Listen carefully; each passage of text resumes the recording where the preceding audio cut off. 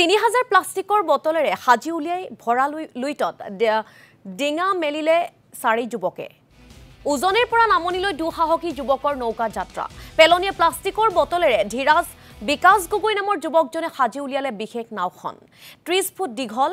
8 foot বহল নাওখনত বগীবিলৰ পৰা গুৱাহাটী মহানগৰীলৈ এই যাত্ৰা আৰম্ভ কৰিছে যুৱকজনে 13 দিনীয়া এই যাত্ৰাৰ মূল উদ্দেশ্য প্লাষ্টিক মুক্ত অসম আৰু নদী পৰ্যটনৰ সজাগতাৰ সৃষ্টি আৰু এই সন্দৰ্ভত আমাক সবিশেষ দেখুৱাব সাংবাদিক দেৱজিৎ চুটিয়াই হয় নিশ্চয়কৈ ক'ব লাগিব আজি ব্ৰহ্মপুত্ৰৰ এক দুঃসাহসিক যাত্ৰা ব্ৰহ্মপুত্ৰৰ পৰা গুৱাহাটীলৈ নাওৰে যাত্ৰা কৰাটো আসলতে খুব এটা ডাঙৰ কথা নহয় কিন্তু যেতিয়া সেই নাওখন যদি এটা প্লাষ্টিকৰ বটলেৰে যদি নিৰ্মাণ কৰা হয় তেতিয়ালে সেই যাত্ৰা দুঃসাহসিক যাত্ৰা হয় আৰু এই দুঃসাহসিক যাত্ৰা কৰিবলৈ ওলাইছে ডিব্ৰুগড়ৰ এজন উদীয়মান যুৱক ধীৰাজ বিকাশ গগৈ সমুকৈ তেখেতক বুমনি বুলি সকলোৱে জানে তেখেতে ব্ৰহ্মপুত্ৰৰ নদীৰ লগত দীৰ্ঘদিন ধৰি তেখেত সংপৃষ্ট হৈ আছে আৰু দীৰ্ঘদিনৰ পৰা তেখেতে এই ব্ৰহ্মপুত্ৰৰ নদীৰ লগত বিভিন্ন ধৰণৰ ইয়াৰ যি পৰ্যটন ব্ৰহ্মপুত্ৰৰ অনুসন্ধান ইত্যাদিৰ লগত তেখেত জড়িত হৈ আছে আৰু আজি তেখেতে ডিব্ৰুগড়ৰ পৰা গুৱাহাটীলৈ এক যাত্ৰা কৰিব ওলাই আছে এক দুঃসাহসিক যাত্ৰা আৰু সেই যাত্ৰা হৈছে এই যিখন এখন দেখিছে প্লাষ্টিক অৰ্থাৎ প্লাষ্টিক বটলৰে নিৰ্মাণ কৰা সৰু এখন নাও এই নাওখনৰে তেখেতে ডিব্ৰুগড়ৰ পৰা ব্ৰহ্মপুত্ৰলৈ যাত্ৰা কৰিব আৰু তেখেতৰ এটা উদ্দেশ্য আছে সেই উদ্দেশ্য আছে ব্ৰহ্মপুত্ৰক প্লাষ্টিক মুক্ত কৰা ব্ৰহ্মপুত্ৰক প্ৰদূষণ মুক্ত কৰা এই এটা মহান উদ্দেশ্য লৈ তেখেতে ডিব্ৰুগড়ৰ পৰা গুৱাহাটীলৈ এক দুঃসাহসিক যাত্ৰা কৰিবলৈ ওলাইছে প্ৰায় 3 মাহ ধৰি তেখেতে এই যিখন নাও দেখিছে প্লাষ্টিকৰ বটলেৰে তেখেতে এই নাওখন নিৰ্মাণ কৰিছে আৰু সম্পূৰ্ণখিনি এই নাওখন এতিয়া নিৰাপদ বুলি যিহেতু স্বীকৃত হৈছে আৰু এই নাওখন লৈ তেখেতে ভৰা লুইত আজি তাৰিখত চক লুইত একেবাৰে ভৰি আছে ফেনে ফুটুকাৰে আসলে লুইত একে উফন্দি আছে আৰু এই ভৰা লুইটৰে তেখেতে যাত্ৰা কৰিব ডিব্ৰুগড়ৰ পৰা ব্ৰহ্মপুত্ৰলৈ এক দুঃসাহসিক যাত্ৰা যাৰ পৰিপ্ৰেক্ষিতত আজি তেখেতক অভিনন্দন জনাবলৈ তেখেতক শুভেচ্ছা জনাবলৈ যথেষ্ট লোক আহিছে আৰু সকলোৱে শুভেচ্ছা জ্ঞাপন কৰিছে ইয়াৰ পূৰ্বেও তেখেতে মাজুলীলৈ এক যাত্ৰা কৰিছিল আৰু আজি তেখেতে যিহেতু ডিব্ৰুগড়ৰ পৰা তেখেতে যিহেতু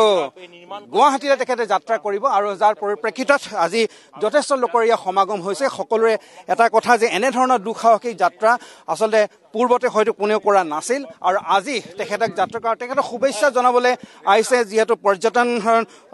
নিগমৰ অধ্যক্ষ ঋতুপৰ্ণ বৰাই এক দুঃসাহসিক যাত্ৰাৰ মহান যাত্ৰা বুলি ক'ব লাগিব আপুনি শুভেচ্ছা জনাবলৈ আহিছে তেখেতক কি ক'ব ধীৰাজ বিকাশ গগৈৰ যি আজি যাত্ৰা এই মহাবাহু ব্ৰহ্মপুত্ৰ আমাৰ আয়ুস ৰেখা ব্ৰহ্মপুত্ৰ এই ব্ৰহ্মপুত্ৰক প্লাষ্টিক মুক্ত কৰাৰ তেখেতৰ যিটো প্ৰয়াস লক্ষ্য এইটো সঁচাকৈ এটা আদৰণীয় প্ৰশংসনীয় প্ৰচেষ্টা আৰু আমি সকলোৱে জানো যে ব্ৰহ্মপুত্ৰখনত প্লাষ্টিকেৰে ভৰপূৰ হৈ আছে আমি সকলো ব্যক্তিয়ে ব্ৰহ্মপুত্ৰক আমি পেলনীয়াৰ এটা ডাষ্টবিনৰে ব্যৱহাৰ কৰি আছো আমি প্লাষ্টিক পেলাইছোঁ আমি বিভিন্ন পলিথিন ইয়াত পেলাইছোঁ গতিকে ব্ৰহ্মপুত্ৰখন এটা অস্বাস্থ্যকৰ পৰিৱেশলৈ গৈ আছে ব্ৰহ্মপুত্ৰৰ বাটেৰে হাজাৰ হাজাৰ প্লাষ্টিকৰ বাটেৰে লাখ লাখ প্লাষ্টিকৰ বাটেৰে ব্ৰহ্মপুত্ৰখন গৈ আজি ধীৰাজ বিকাশৰ যিটো প্ৰয়াস এই প্ৰয়াসে আমি নিশ্চিতভাৱে অসমৰ এই পৰিৱেশ সচেতন কৰ্মীসকলে আজি মন চুই গৈছে তেখেতৰ 13 দিনীয়া যি ৰোমাঞ্চকৰ যাত্ৰা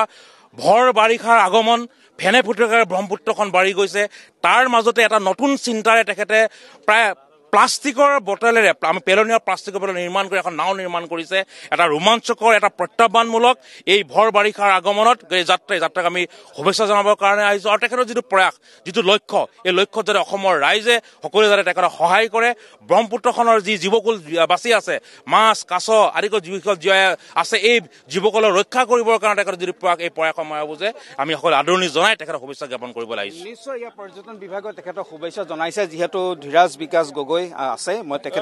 তেখেতৰ কাষলৈ যাম আৰু তেখেতে যিহেতু এই যাত্ৰাত যিহেতু আৰু আগবাঢ়িছে অসমখনৰ লগতে ব্ৰহ্মপুত্ৰখনৰ লগতে অসমখনকো প্লাষ্টিক মুক্ত কৰাৰ প্ৰয়াস ৰাখিব লাগে যেনেকৈ মই অকলে কৰিলে নহ'ব সমগ্ৰ অসম ৰাইজে চিন্তা কৰিব লাগিব আৰু প্ৰকৃতিক অলপ সময় দিলে অকণমান আমি যদি তিলমান সময়ো প্ৰকৃতিক দিওঁ যেনেকৈ মই আজি এইটো এটা বটল লৈছোঁ ৰাইজে সমূহ ৰাইজে আমাৰ যদি অসমবাসীয়ে এটা বটল চবেই চফা কৰিলে আমাৰ অসমখন সোণৰ অসম হ'ব বুলি মই ভাৱনা কৰিছোঁ ধন্যবাদ হয় দেৱজিৎ চুটিয়া আপোনাক ধন্যবাদ জনাইছোঁ সামগ্ৰিক তথ্য আমাক জনোৱাৰ বাবে